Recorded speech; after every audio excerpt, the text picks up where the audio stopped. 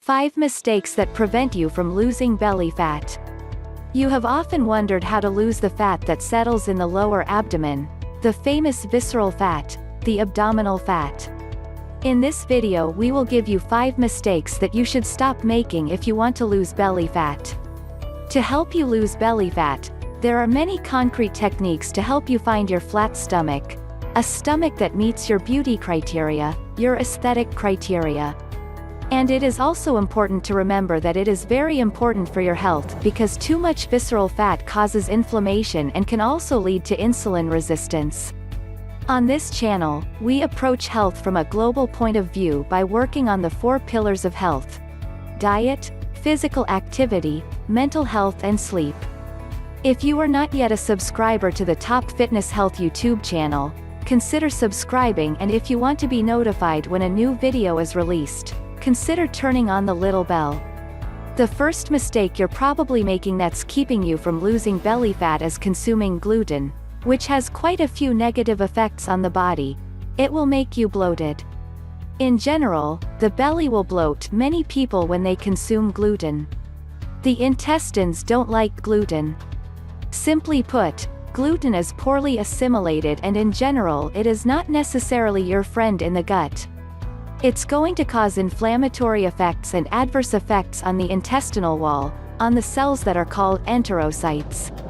And when that whole system malfunctions, it can tend to make your belly swell. Gluten is going to have effects that are going to be close to what we call aerophagia, in other words air that goes into the belly. But to be precise, it's not necessarily an effect of air entering the belly, it's an effect of dilation linked to a dysfunction of your intestine.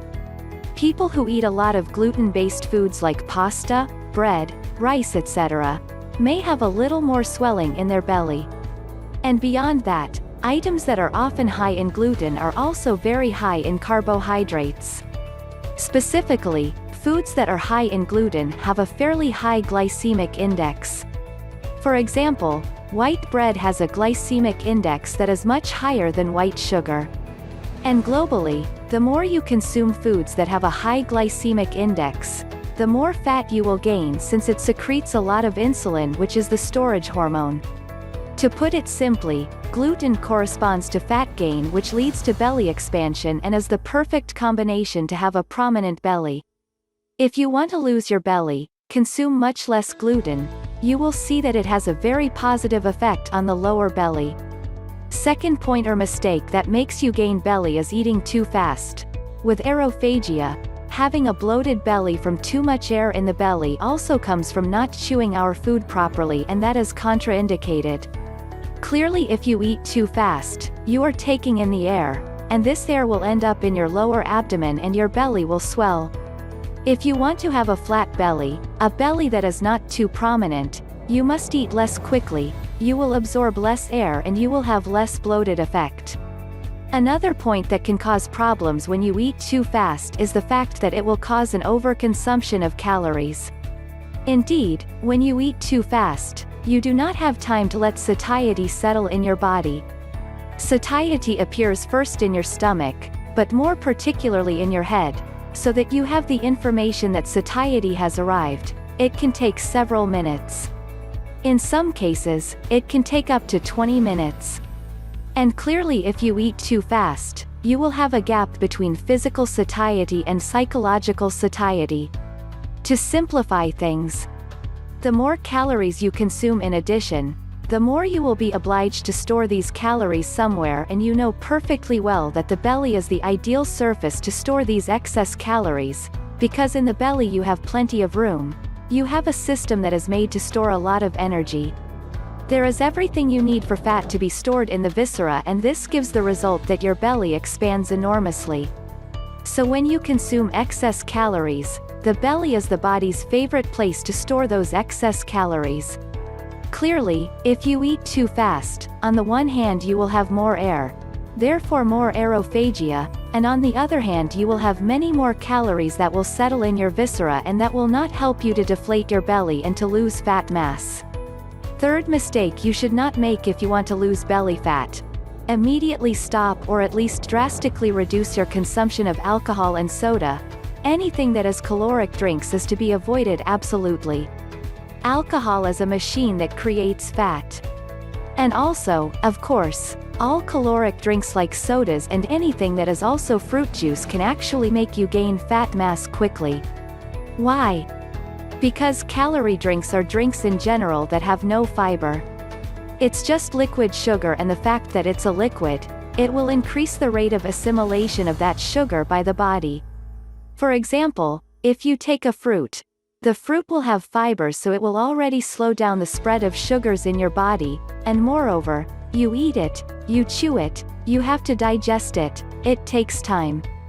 The absorption of sugars in a fruit that has been chewed beforehand is rather slow. When you have the same sugars from the same fruit but in the form of juice, so in the form of a liquid drink, the absorption of sugars goes very, very fast. It's as if you open the floodgates and the sugar went from your mouth to your intestine in a few seconds. It's a bit more complex than that, of course, we're schematizing. But it's really to make you understand that liquid sugars are very high assimilation speed sugars. And because your body cannot handle so many sugars, it will therefore store them. Let's repeat once again. Where will it store all these sugars? In your belly. It's always the same scenario. So clearly, to put it simply, if you want to stop having a belly, stop drinking your calories. Drink mainly water, of course, coffee, herbal teas, tea. There are almost no calories in this. On the other hand, all drinks such as alcohol, orange juice, soda, etc. contain calories, and this is not what will help you to have a flat stomach. The fourth important mistake that will prevent you from having a flat stomach is simply not exercising or doing little exercise or even doing only cardio all the time. Cardio in itself is not bad, it develops your cardiovascular capacities, it makes your body work, so yes, cardio is good. But only doing cardio is not good.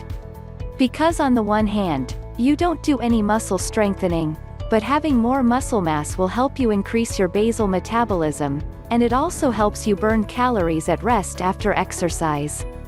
And also, you have to realize that cardio at some point has its limits. Clearly, when you run, for example, it's good, you move your body, but there comes a time when your body gets used to it. And that's not necessarily how you're going to lose fat, it's not by running. You also need to have variations in cardiovascular rhythm. Doing cardio at the same pace all the time does not have an effective impact on fat loss. Yes, you will burn calories. But it's not effective burning, it's not long-term burning. What you need to do in alternating light cardio is high-intensity cardio, such as HIIT, high-intensity interval training. For a few seconds you do high-intensity work, you're going to be very, very high from a cardiovascular standpoint, and then you decrease the pace, then you increase again and again. It works great, and it's going to tap into your fat. We stress to you again that cardio in a single, linear mode, the body gets used to it and it doesn't work. The fifth mistake that prevents you from losing your belly: doing the same exercises all the time, like those people who do sit-ups all day long. And of course, doing sit-ups is good in itself, it helps to develop the abdominal muscles. But what you need to know is that it's useless if you don't remove the layer of fat between your abs and your skin. If you want to lose fat while doing the same ab exercises over and over again, it won't work on your abs and stomach muscles. The abdominal muscles are quite complex. There are lots of muscles in all directions, and you need to do a lot of different exercises to work them as a whole. For example, doing squats forces our core to be straight, to be sheathed, and it is very effective to build up the abdominal muscles. The sheathing is also effective. The fact of having your body remain straight, it forces your different muscles to work to ensure good stability. Sprinting is also something that is very effective in having a positive effect on the abdominal muscles. Sprinting is one of the most effective exercises to develop your abdominal muscles. Doing hypopressive abs, in other words exercises that don't contract the abs, are important too. Many people do crunches or sit-ups, for example, and this is not necessarily bad if done in small doses and as part of various exercises. But only doing sit-ups is not good for your abs. It will tighten them, and on the contrary, you will bring your viscera down to your belly. So sit-ups yes, but only once in a while and very rarely. You must do various exercises, but prefer hypopressive exercises such as the vacuum, which is the fact of pulling in the belly, of pulling in the abdominal muscles towards the inside of the body. That will help you work your abdominal muscles efficiently. Remember that in order to have effective exercises on your abdominal muscles, you must have varied sessions. Don't get stuck on a session that always does the same exercise, always the same movement.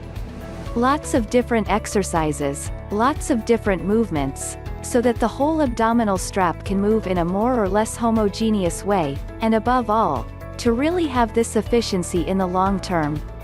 If you are not yet a subscriber to the Top Fitness Health YouTube channel, remember to subscribe, and if you want to be notified when a new video is released, remember to activate the little bell.